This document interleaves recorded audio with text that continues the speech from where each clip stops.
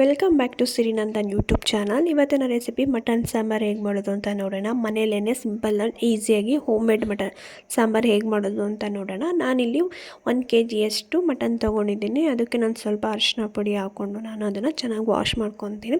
ಅರಿಶಿನ ಪುಡಿ ಹಾಕಿ ವಾಶ್ ಮಾಡೋದ್ರಿಂದ ಸ್ವಲ್ಪ ಚೆನ್ನಾಗಿ ವಾಶ್ ಆಗುತ್ತೆ ಆ್ಯಂಡ್ ಸ್ಮೆಲ್ ಕೂಡ ಇರೋದಿಲ್ಲ ಅನ್ನೋದಕ್ಕೋಸ್ಕರ ನಾನಿಲ್ಲಿ 1 kgಯಷ್ಟು ನಾನು ಮಟನ್ ತೊಗೊಂಡು ಅದಕ್ಕೆ ಮಸಾಲೆ ರೆಡಿ ಮಾಡ್ಕೊಂಡಿದ್ದೀನಿ. ನೀವು ಎಷ್ಟು kgಗೆ ಮಟನ್ ಮಾಡ್ತಾಯಿದ್ದೀರಾ ಅದ್ರಿಗೆ ಡಬಲ್ ಕ್ವಾಂಟಿಟಿ ಹಾಕ್ಕೊಳ್ಳಿ. ನಾನಿಲ್ಲಿ ಮೊದಲೇ ಮಸಾಲೆ ಏನೇನು ಹಾಕಬೇಕು ಅಂತ ಎಲ್ಲ ಅರೇಂಜ್ ಮಾಡಿ ಇಟ್ಕೊಂಡಿದ್ದೀನಿ.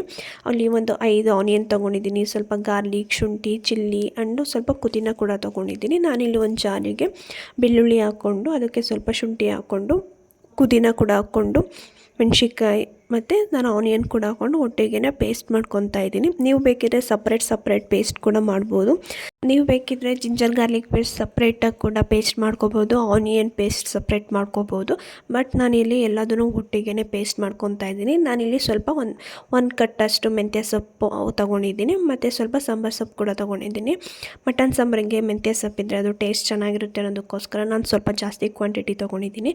ಇಲ್ಲಿ ಒಂದು ಕುಕ್ಕರ್ ತೊಗೊಂಡು ಅದಕ್ಕೆ ಸ್ವಲ್ಪ ನಾನು ಆಯಿಲ್ ಹಾಕ್ಕೊಳ್ತಾ ಇದ್ದೀನಿ. ಜಾಸ್ತಿ ಆಯಿಲ್ ಹಾಕ್ಕೊಂಡಿಲ್ಲ, ನಾನು ಲೈಟಾಗಿ ಸ್ವಲ್ಪ ಹಾಕ್ಕೊಂಡಿದ್ದೀನಿ. ನಾನಿಲ್ಲಿ ಪೇಸ್ಟ್ ಬಿಟ್ಕೊಂಡಿರೋವಂಥ ಪೇಸ್ಟ್ ನಾನಿಲ್ಲಿ ಹಾಕ್ಕೊಂಡು ಇದಕ್ಕೆ ನಾನು ಅರಿಶಿನ ಪುಡಿ ಕೂಡ ಹಾಕ್ಕೊಂಡು ಸ್ವಲ್ಪ ನಾನು ಪೇಸ್ಟ್ನ ಆಯಿಲಲ್ಲಿ ಸ್ವಲ್ಪ ಚೆನ್ನಾಗಿ ಕುಕ್ ಮಾಡ್ಕೊತೀನಿ. ಪೇಸ್ಟ್ನ ಸ್ವಲ್ಪ ಚೆನ್ನಾಗಿ ಆಯಿಲಲ್ಲಿ ಕುಕ್ ಮಾಡ್ಕೊಳ್ಳಿ. ನೋಡ್ತಾ ಇರ್ಬೋದು ಇವಾಗ ಪೇಸ್ಟ್ ಚೆನ್ನಾಗಿ ಬಾಯ್ಲ್ ಆಗಿದೆ. ನಾನು ಇದಕ್ಕೆ ವಾಶ್ ಮಾಡಿ ಇಟ್ಕೊಂಡಿರೋವಂಥ ಮಟನ್ನ ನಾನು ಇಲ್ಲಿ ಪೇಸ್ಟಿಗೆ ಹಾಕ್ಕೊತಾ ಇದ್ದೀನಿ. ಮಟನ್ ಮತ್ತು ಪೇಸ್ಟ್ ಎರಡೂ ಚೆನ್ನಾಗಿ ಮಸಾಲೆ ಹಿಡಿಯೋ ಥರ ಚೆನ್ನಾಗಿ ಎರಡನ್ನೂ ಮಿಕ್ಸ್ ಮಾಡ್ಕೊಳ್ಳಿ. ಮಿಕ್ಸ್ ಮಾಡ್ಕೊಂಡ್ಮೇಲೆ ನಾನಿಲ್ಲಿ ರುಚಿಗೆ ತಕ್ಕಷ್ಟು ಉಪ್ಪು ಹಾಕ್ಕೊತಾ ಇದ್ದೀನಿ. ನಾನಿಲ್ಲಿ ಒಂದು 2 ಟೇಬಲ್ ಸ್ಪೂನಷ್ಟು ಉಪ್ಪು ಹಾಕ್ಕೊತಾ ಇದ್ದೀನಿ, ಕಲ್ಲುಪ್ಪು.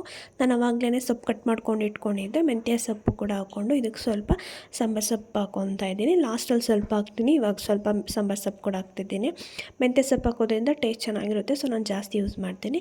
ಇಲ್ಲಿ ನಾನು 2 ವಿಷಲ್ ಹಾಕಿಸ್ಕೊತೀನಿ ಮಟನ್ನು. ಇನ್ನೊಂದು ಕಡೆ ಕಾಯಿ ಮಸಾಲೆ ಹೇಗೆ ರೆಡಿ ಮಾಡ್ಕೊಳ್ಳೋದು ಅಂದರೆ ನಾನು ಚಿಕ್ಕ ಕಾಯಿ ಕಟ್ ಮಾಡ್ಕೊಂಡಿದ್ದೀನಿ. ಇದನ್ನು ನಾನು ಯಾವಾಗಲೂ ತುರಿಯೋದಿಲ್ಲ, ಸಣ್ಣದಾಗಿ ಕಟ್ ಮಾಡಿಕೊಂಡೆ ಗ್ರೈಂಡ್ ಮಾಡ್ಕೊತೀನಿ.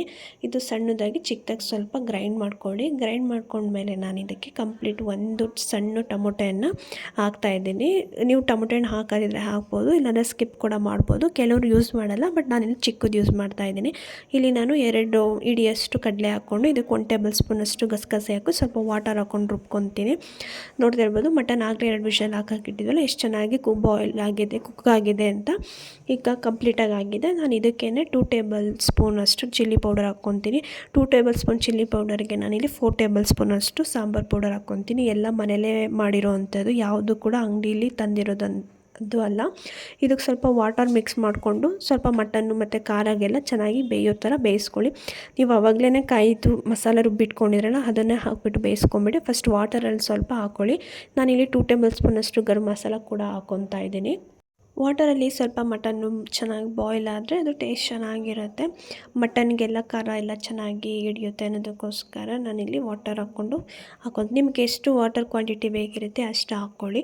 ತೆಳು ಬೇಕು ಅಂದರೆ ಸ್ವಲ್ಪ ಜಾಸ್ತಿ ಹಾಕಿ, ಇಲ್ಲ ಗಟ್ಟಿ ಬೇಕು ಅಂದರೆ ಸ್ವಲ್ಪ ಕಮ್ಮಿ ನೀರು ಹಾಕ್ಕೊಳ್ಳಿ. ನಾನು ಆವಾಗಲೇ ಕಾಯಿ ಮಸಾಲ ರೆಡಿ ಮಾಡಿ ಇಟ್ಕೊಂಡಿದ್ದನ್ನು ನಾನಿಲ್ಲಿ ಸಾಂಬಾರ್ಗೆ ಹಾಕ್ಕೊತಾ ಇದ್ದೀನಿ. ಇದನ್ನು ಸಾಂಬಾರ್ಗೆ ಹಾಕ್ಕೊಂಡ್ಮೇಲೆ ನಾನು ಇನ್ನೂ ಸ್ವಲ್ಪ ರುಚಿಗೆ ತಕ್ಕಷ್ಟು ಉಪ್ಪು ಬೇಕಿದ್ರೆ ಹಾಕ್ಕೊಳ್ಳಿ. ನಾನು ಲಾಸ್ಟ್ ಫೈನಲಾಗಿ ಕೊತ್ತಂಬರಿ ಸೊಪ್ಪನ್ನ ಕಟ್ ಮಾಡಿ ಹಾಕ್ಕೊತಾ ಇದ್ದೀನಿ. ನೋಡ್ತಾ ಇರ್ಬೋದು ಇದನ್ನು ಒಂದು 2 ವಿಷಲ್ ಹಾಕಿಸ್ಕೊಳ್ಳಿ. ಮತ್ತು ನೋಡ್ತಿರ್ಬೋದು ಫೈನಲಾಗಿ ಹೇಗೆ ಮಟನ್ ಸಾಂಬಾರು ರೆಡಿ ಆಗಿದೆ ಅಂತ.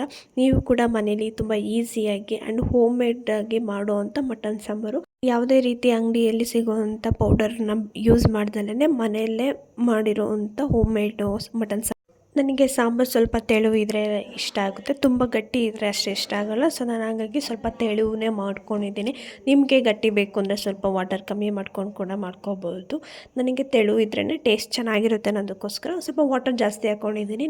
ಬಿಸಿ ಬಿಸಿ ಮುದ್ದೆ ಜೊತೆಗೆ ಕಾಂಬಿನೇಷನ್ ಮಟನ್ ಸಾಂಬಾರು ಸಕ್ಕತ್ತಾಗಿರುತ್ತೆ ಆ್ಯಂಡ್ ಟೇಸ್ಟಿ ಆಗಿರುತ್ತೆ. ನೀವು ಒಂದ್ಸಲ ಮನೇಲಿ ಟ್ರೈ ಮಾಡಿ. ನಿಮ್ಗೇನಾದ್ರು ರೆಸಿಪಿ ಇಷ್ಟ ಆಗಿದ್ರೆ ಪ್ಲೀಸ್ ಸಬ್ಸ್ಕ್ರೈಬ್ ಮಾಡಿ ಆ್ಯಂಡ್ ಥ್ಯಾಂಕ್ ಯು ಆಲ್.